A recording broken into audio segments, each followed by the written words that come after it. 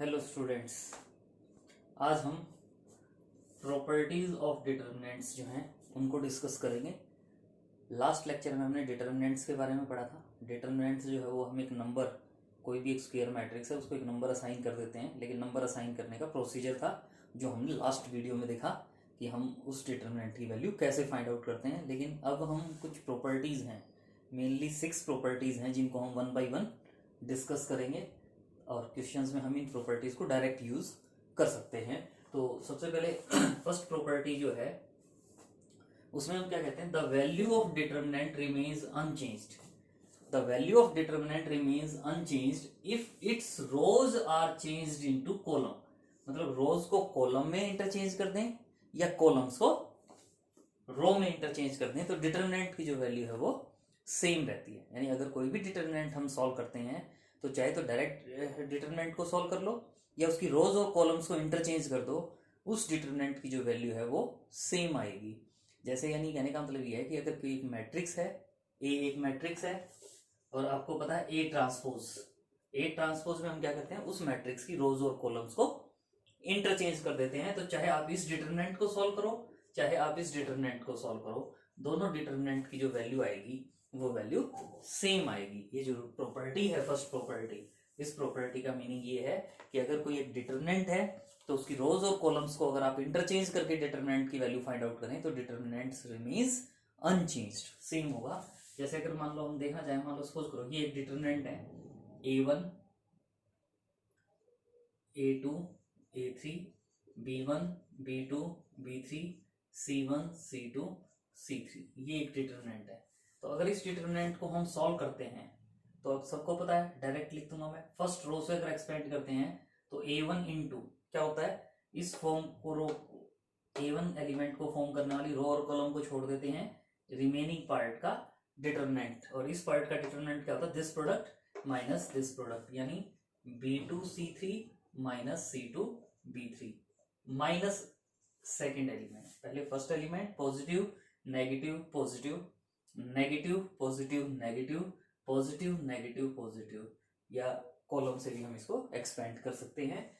तो a2 into a2 जब लोगे तो इसे a2 को फॉर्म करने वाली ये रो और कॉलम को छोड़ेंगे तो b1 b3 c1 c3, b1 b3 और c1 c3 का डिटर्मिनेंट होगा, यानी b1 c3 minus c1 b3 plus a3 into a3 को फॉर्म करने वाली रो और कॉलम को छोड़ेंगे आप, इस पार्ट का डिटर्मिनेंट यानी b1 c2 minus c1 b2, तो ये डिटर्मिनेंट आ जाएगा। लेकिन अब हम ये कह रहे हैं कि अगर ये तो एक तो डिटर्मिनेंट की वैल्यू ये आ गई, एक हम कह रहे हैं कि अगर हम इसकी रो और कॉलम को इंटरचेंज कर दें तो यानी कहने का मतलब यह कि डेल्टा डैश अगर मेरे पास एक डिटर्मिनेंट बन जाता है, फर्स्ट रो है a1 a2 a3, इसको मैंने क्या बना दिया a1 a2 a3 कॉलम, फिर सेकंड रो है b1 b2 b3, इसको मैंने सेकंड कॉलम बना दिया। थर्ड है c1 c2 c3, third row थी, इसको मैंने थर्ड कॉलम बना दिया। तो हम इस प्रॉपर्टी में ये कहना चाह रहे हैं कि आपने इस डिटर्मिनेंट की वैल्यू सॉल्व की, वो ये आई। अब हमने इसमें रोज और कॉलम्स को इंटरचेंज कर दिया तो हम देखना चाहते हैं इस डिटर्मिनेंट की वैल्यू क्या होगी। और अगर आप देखेंगे तो आप पाएंगे कि इस डिटर्मिनेंट की वैल्यू जो ये है वही आएगी। बस हम इसमें थोड़ा सा क्या कर रहे हैं, हमें बताया गया है कि जो डिटर्मिनेंट है इसको एक्सपेंड आप किसी भी रो से चाहे किसी भी कॉलम से चाहे एक्सपेंड कर सकते हैं, डिटर्मिनेंट की वैल्यू सेम आएगी। यहाँ हमने फर्स्ट रो से एक्सपेंड किया था, यहाँ हम इसको फर्स्ट कॉलम से एक्सपेंड कर रहे हैं। आप चाहे तो फर्स्ट रो से भी एक्सपेंड कर सकते हो बस, लेकिन फिर आपको ये देखना होगा कि जो इनमें जो टर्म्स हैं वो सेम है और आपको सभी टर्म्स सेम मिलेंगी। तो इजी लगे हमें, इसलिए हम इसको क्या कर रहे हैं, फर्स्ट कॉलम से एक्सपेंड कर रहे हैं। तो फर्स्ट कॉलम से एक्सपेंड कर रहे हैं तो इसका मतलब a1 इंटू वही पार्ट रहेगा, a1 को फॉर्म करने वाली रो और कॉलम को छोड़ दो, रिमेनिंग पार्ट का डिटर्मिनेंट, और वो आप देख रहे हो इसको फॉर्म करने वाली रो और कॉलम को छोड़ोगे तो इस पार्ट का डिटर्मिनेंट, और इस पार्ट का डिटर्मिनेंट आपको पता है b2 c3 minus b3 c2, फिर minus a2 plus minus a2 into minus a2 को फॉर्म करने वाली रो और कॉलम को छोड़ेंगे तो b1 c1 b3 c3, इसका determinant b1 c1 b3 c3 क्या होगा, b1 c3 B1 C3 minus C1 B3 फिर प्लस A3 इंटू इस A3 को फॉर्म करने वाली रो और कॉलम को छोड़ेंगे, रिमेनिंग पार्ट का डिटरमिनेंट। जब इस डिटरमिनेंट को सॉल्व करोगे तो क्या होगा, B1 C2 minus B2 C1। और आप देख रहे हो ये वाली टर्म्स और ये वाली terms same as it is हैं, सेम एज इट इज हैं। इसका मतलब पहले वाला डिटरमिनेंट या रोज और कॉलम को चेंज करके जो डिटरमिनेंट आया था दोनों की वैल्यू सेम रहेगी। तो जो फर्स्ट प्रॉपर्टी है उसमें यही कहते हैं, the value of the determinant remain unchanged if its rows are changed into columns and columns into rows. मतलब रोज को कॉलम में इंटरचेंज कर दें, कॉलम्स को रो में इंटरचेंज कर दें, तो डिटरमिनेंट की वैल्यू फाइंड आउट करें तो जो डिटरमिनेंट की वैल्यू आती है वो सेम आती है। तो ये हमारी फर्स्ट प्रॉपर्टी है। इसके बाद हम सेकंड जो प्रॉपर्टी है इसको करेंगे कि सेकंड प्रॉपर्टी में क्या कहता है। सेकंड प्रॉपर्टी में देखें क्या कह रहे हैं, इफ टू रोज और कॉलम्स, इफ टू रोज और columns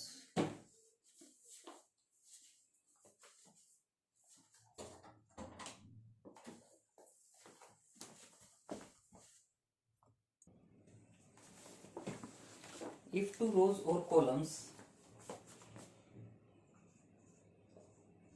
of a determinant are interchanged, the sign of the determinant is changed। बड़ा अच्छा रिजल्ट है, इस रिजल्ट को हम यूज करेंगे क्वेश्चंस में भी, हम कई बार यूज करते हैं इस रिजल्ट को। इस रिजल्ट में क्या करें, एनी टू रोज या कॉलम्स को अगर हम इंटरचेंज करें, मतलब फर्स्ट रो को थर्ड रो बना दूं, थर्ड रो को फर्स्ट रो बना दूं, या कॉलम्स को फर्स्ट कॉलम को सेकंड कॉलम, सेकंड कॉलम को फर्स्ट कॉलम, तो जो डिटरमिनेंट का साइन है वो चेंज हो जाता है। डिटरमिनेंट का साइन चेंज हो जाता है, क्या मतलब क्या है कि अगर मान लो पहले डिटरमिनेंट की वैल्यू +5 आती है तो मैंने एनी टू रोज को इंटरचेंज कर दिया, तो जो डिटरमिनेंट की वैल्यू आएगी वो -5 आएगी। तो इसमें वही पहले तो वही let A determinant of A is equal to, मान लो वही है जो मैंने अभी किया था, A1 A2 A3 B1 B2 B3 C1 C2 C3। वही आप इस डिटरमिनेंट को सॉल्व कर सकते हो।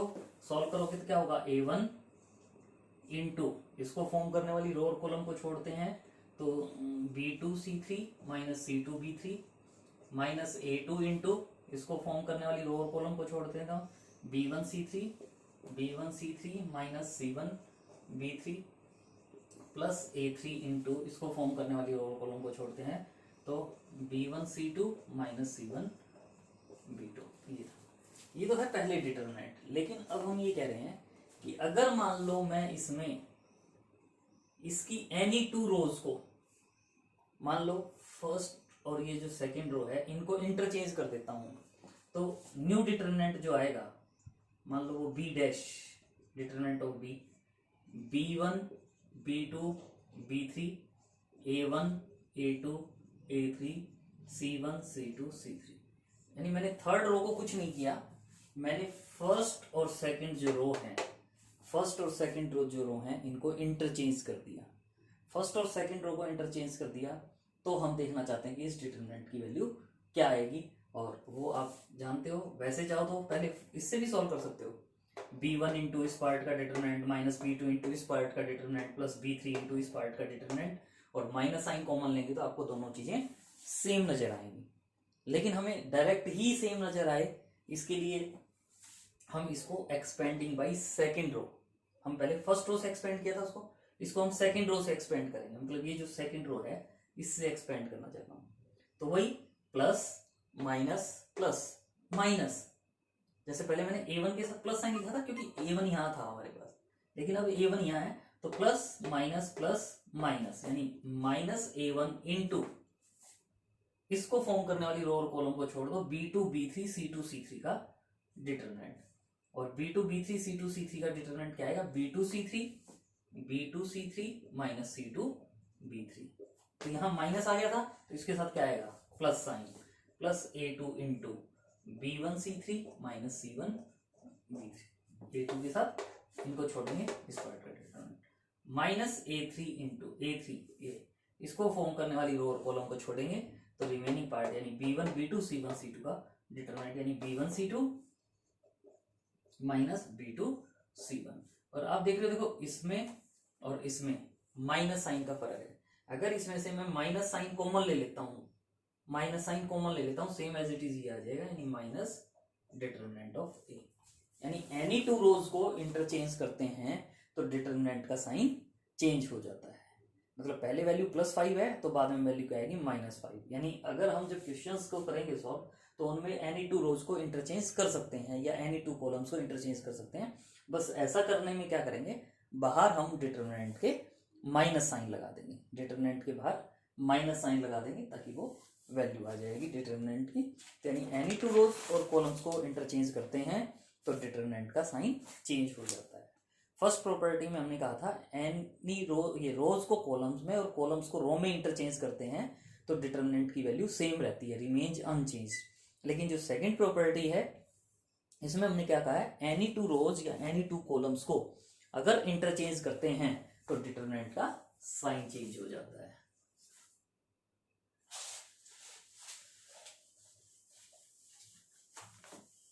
थर्ड रिजल्ट जो प्रॉपर्टी है, अच्छी प्रॉपर्टी है, कई बार डायरेक्ट देखते ही क्वेश्चन सॉल्व हो जाता है विद इन वन लाइन। क्या कह रहे हैं, if any two rows, if any two rows और two columns are identical then the value of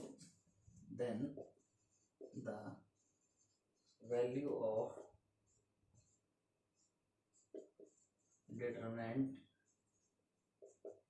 is 0। बड़ा अच्छा रिजल्ट है। यानी अगर कोई दो रो, एनी टू रोज या any two columns identical same होती है डिटरमिनेंट की, तो उस डिटरमिनेंट को सॉल्व करने की जरूरत नहीं है। हम डायरेक्ट क्या लिख देंगे कि उस डिटरमिनेंट की वैल्यू 0 होगी, उस डिटरमिनेंट की वैल्यू 0 होगी। जैसे सपोज करो ये है मेरे पास A1 A2 A3, जैसे कि B1 B2 B3 था ना, वो भी अगर मान लो मेरे पास A1 A2 A3 हो जाए, मतलब two rows identical C1 C2 C3, तो हम कह रहे हैं कि इस डिटरमिनेंट की जो वैल्यू है वो 0 आएगी।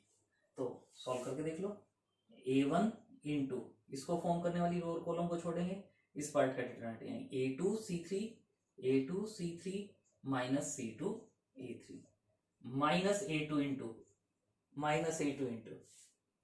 इसको फॉर्म करने वाली रो और कॉलम को छोड़ेंगे तो A1 C3 minus C1 A3 plus A3 into A3 को फॉर्म करने वाली रो और कॉलम को छोड़ेंगे तो इस पार्ट का determinant A1 C2 minus C1 A2। अब ये आपने ये देखना, इनमें जो है ये A1 A2 C3 कहीं ना कहीं होगा A1 A2 C3, ये वाला और ये वाला, ये प्लस का है ये माइनस का है। A1 A3 C2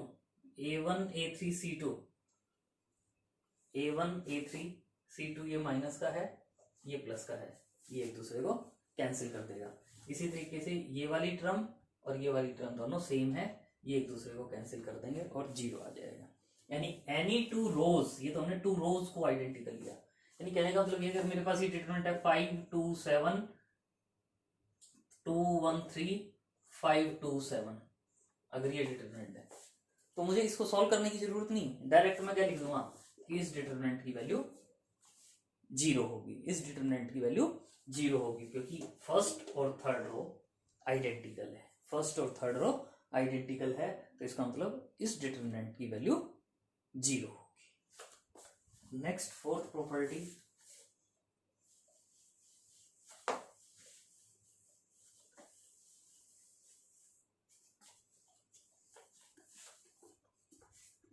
fourth property में देखें क्या करें, if each element in a row, if each element in a row or column of a determinant is multiplied by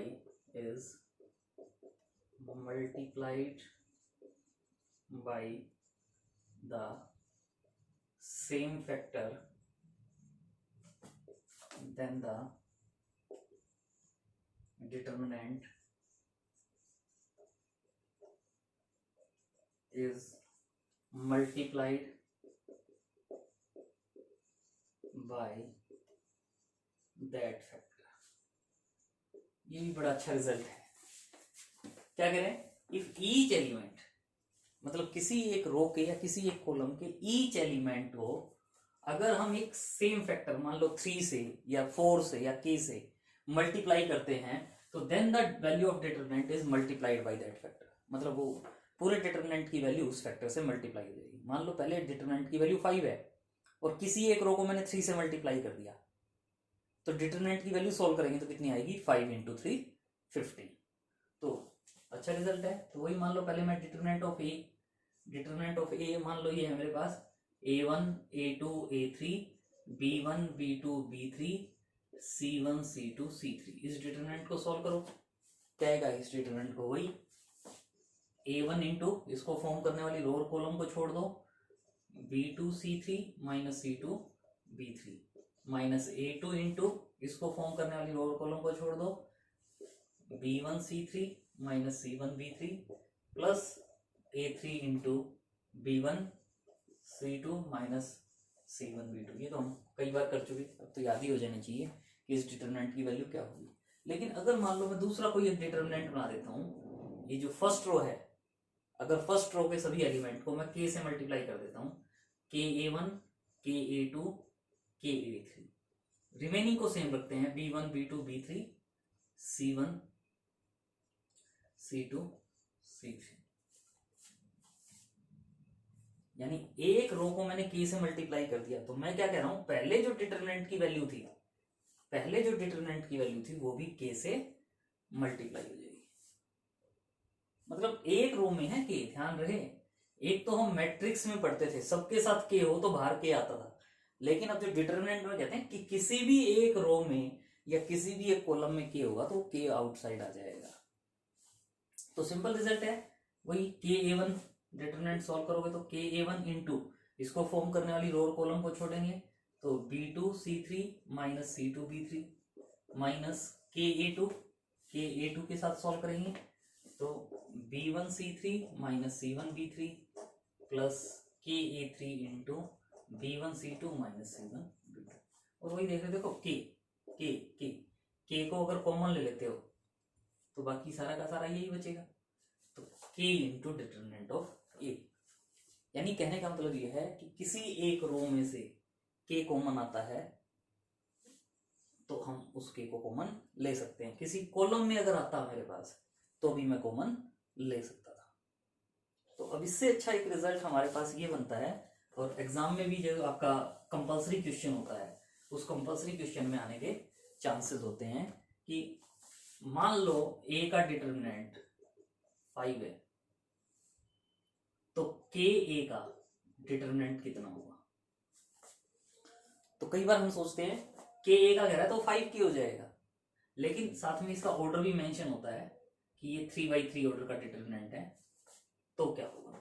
तो हम क्या कहते हैं 3/3 ऑर्डर का, तो ये होगा k³ into determinant of k³ into determinant of. अगर ये ऑर्डर n का होता a तो k⁻n आ जाता, यानी a जो मैट्रिक्स है a इज ऑफ ऑर्डर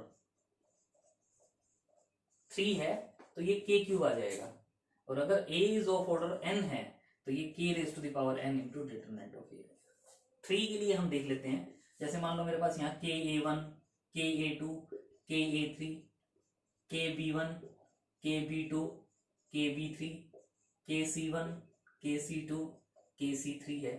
तो अभी हमने बताया इसमें से फर्स्ट रो में से मैं k को कॉमन ले सकता हूँ। फर्स्ट रो में से मैं k को कॉमन लूंगा तो बाहर एक k आ जाएगा। फिर सेकंड रो में भी सब में k है तो सेकंड रो में से भी मैं सबको बाहर k ले सकता हूँ तो k इंटू k आ जाएगा। थर्ड रो में भी k है तो इस k को भी मैं आउटसाइड ले सकता हूँ k, यानी के क्यूब इंटू डिटरमिनेंट ऑफ ए हो जाएगा। यानी डिटरमिनेंट ऑफ के ए अगर हम कहते हैं तो वो क्या होगा, के क्यूब इंटू डिटरमिनेंट ऑफ ए। कब? जब ए जो मैट्रिक्स है उसका ऑर्डर 3 होगा, लेकिन अगर ऑर्डर n का है तो ये हो जाएगा। और इसमें एक अच्छा रिजल्ट क्या बनता है, माइनस ए का डिटरमिनेंट अगर हम फाइंड आउट करते हैं तो वो होता है -1n into determinant of A. Minus A का matrix, negative of A matrix जो होता है उसका डिटरमिनेंट अगर फाइंड आउट करें तो वो क्या होगा, -1n इंटू डिटरमिनेंट ऑफ ए। तो ये हमारे पास फोर्थ प्रॉपर्टी है जिसको हम कर सकते हैं।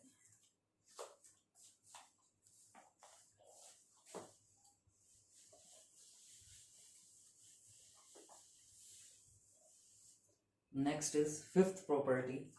फिफ्थ प्रॉपर्टी में हम क्या करें हैं, if each element of a row, if each element of a row or column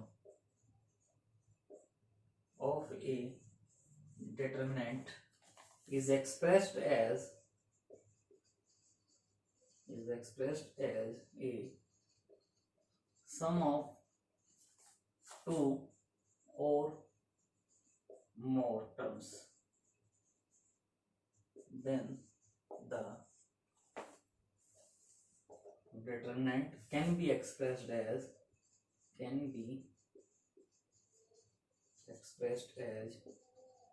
sum of two or more determinants। ये भी अच्छा रिजल्ट है।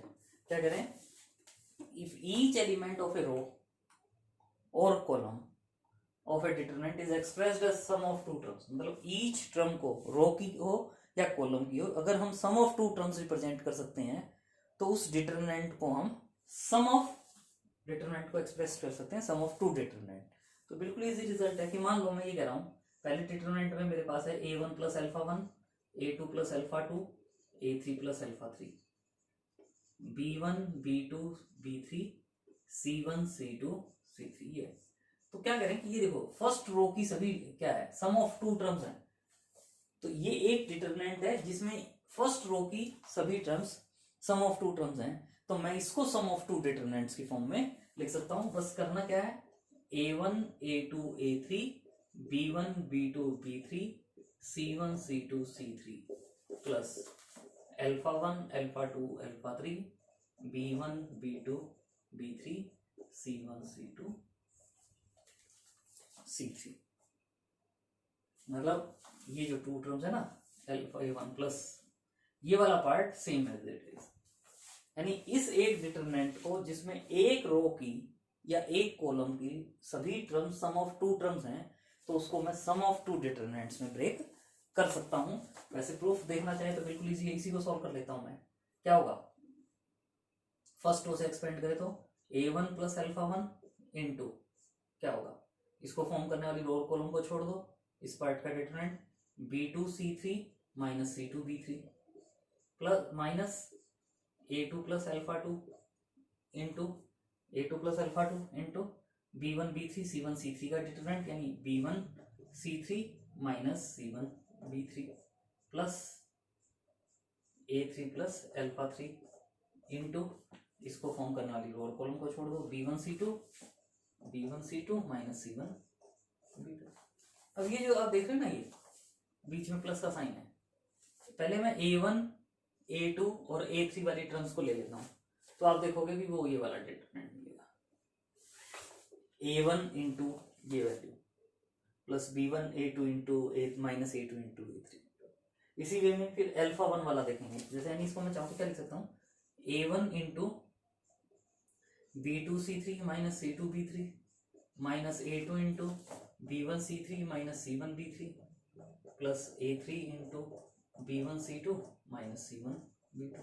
ये तो मैंने a वाली पार्ट ली, फिर प्लस अल्फा 1 वाले, alpha 1 into b2 c3 minus c2 b3 minus alpha 2 into b1 c3 minus c1 b3 plus alpha 3 into b1 c2 minus c1 b2। ये पहले वाली जो वैल्यू आप देख रहे हो वो ये डिटरमिनेंट है, और ये वाली जो वैल्यू है वो ये डिटरमिनेंट है, यानी इस डिटरमिनेंट को मैं सम ऑफ टू डिटरमिनेंट्स की फॉर्म में लिख सकता हूँ। तो ये हमारी फिफ्थ प्रोबेबिलिटी जो हम प्रूव करना चाहते थे। इसके बाद सिक्स्थ जो प्रॉपर्टी है, लास्ट प्रॉपर्टी इस एक्सरसाइज की, देखें क्या है उसमें। देखें क्या करें, the value of the determinant, the value of the determinant is unaltered if to each element of any row or column be added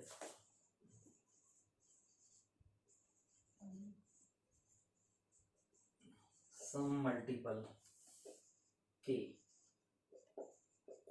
non-zero of the corresponding elements of any other row or, ये बड़ा अच्छा result है, सबसे अच्छा result यही है। क्या कह रहे हैं कि the value of the determinant remains unaltered, determinant की वैल्यू चेंज नहीं होगी। कब?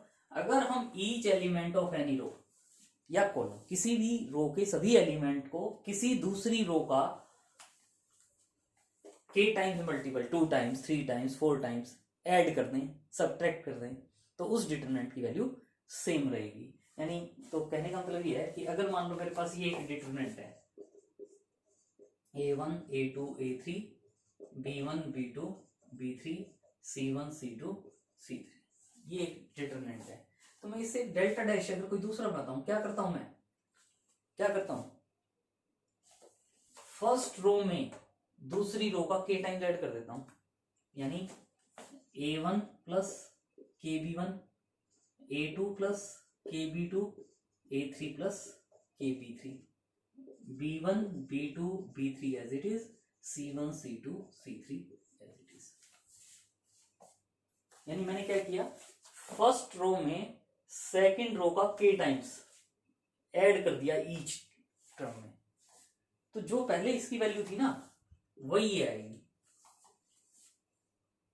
यानी कहने का मतलब यह है, कैसे आएगी वैसे देखना तो सिंपल सा रिजल्ट है। वैसे तो चाहे तो इससे एक्सपेंड कर लो फिर सॉल्व कर लो, या आपको ये पता है अभी हमने किया था कि इसको हम अगर ईच टर्म, फिफ्थ प्रोबेबिलिटी में each term sum of two terms की फॉर्म में है तो इसको हम सम ऑफ टू डिटरमिनेंट लिख सकते हैं। तो क्या होगा, a1 a2 a3 b1 b2 b3 c1 c2 c3 plus kb1 kb2 kb3 b1 b2 b3 c1 c2 c3। एक प्रॉपर्टी की थी, अगर k स्केलर है सब में कॉमन तो इस k को मैं आउटसाइड ले सकता हूं। और अब आप देख रहे हो टू रोज आइडेंटिकल हैं और कोई भी एनी टू रोज या एनी टू कॉलम्स आइडेंटिकल हो तो डिटरमिनेंट की वैल्यू 0 होती है, तो सेम एज इट इज आ जाएगा। यानी कहने का मतलब ये है कि चाहे इस डिटरमिनेंट को सॉल्व करूं चाहे इस डिटरमिनेंट को सॉल्व करूं वैल्यू सेम आएगी। यानी कहने का मतलब ये है, अगर मैं चाहता तो इसमें यहां जो है, मतलब क्या कर सकता, मैं अगर मैं चाहता कि फर्स्ट रो में दूसरी रो का 2 टाइम्स ऐड कर दूं तो मैं इसमें इसका 2 टाइम्स, सब में सेम करना पड़ेगा 2 टाइम्स। अब अगर मान लो मेरे मन में आता कि ये जो डिटरमिनेंट है इसमें मैं सेकंड रो में थर्ड रो का 3 टाइम्स सबट्रैक्ट कर दूं तो -3c1 -3c1 -3c2 3c, मतलब किसी भी रो में कॉलम में फर्स्ट कॉलम में से सेकंड कॉलम को माइनस कर दूं, यानी ये माइनस ये, सेकंड कॉलम में से थर्ड कॉलम को माइनस कर दूं तो second column minus third column. तो किसी भी रो में किसी दूसरी रो का 3 times 4 times 5 times add subtract कर सकते हैं, माइनस कर सकते हैं, कॉलम में कर सकते हैं। तो ये प्रॉपर्टी हम कर सकते हैं। तो इससे रिलेटेड ये क्वेश्चन है जिससे थोड़ा सा और आइडिया हो जाएगा कि हमने इसमें क्या किया है।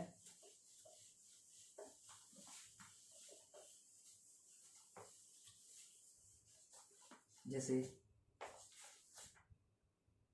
Without expanding prove that the following, without expanding ये एक डिटरमिनेंट है 3 1 6 5 2 10 7 4 14। हमें विदाउट एक्सपेंडिंग सॉल्व करना है और शो करना है कि इस डिटरमिनेंट की वैल्यू 0 होगी। तो आपने सोचना है कि क्या करें। देखिए कुछ भी सोचो, लेकिन इस सेंस में सोचना है कि एनी टू रोज या एनी टू कॉलम्स आइडेंटिकल हो जाएं ताकि हम डिटरमिनेंट की वैल्यू 0 में आए। तो आप देख रहे हो ये फर्स्ट कॉलम है, ये सेकंड कॉलम, ये थर्ड कॉलम है। थर्ड कॉलम 6 10 14, यानी इसका मतलब ये भी 2 का मल्टीपल, ये भी 2 का मल्टीपल, ये भी 2 का मल्टीपल। तो इसका मतलब क्या है कि इस कॉलम में से मैं 2 को कॉमन ले सकता हूं। हमने कहा था किसी एक कॉलम या किसी एक रो में k का मल्टीपल है तो उस k को हम आउटसाइड ले सकते हैं। तो ये 2 का मल्टीपल है तो इसका मतलब इसमें से मैं 2 अगर बाहर लूंगा तो 2 इंटू ये 3 5 7 1 2 4, ये तो ऐसी चीज रह जाएगा।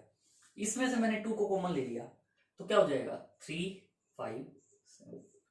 और अब आप देख रहे हो फर्स्ट और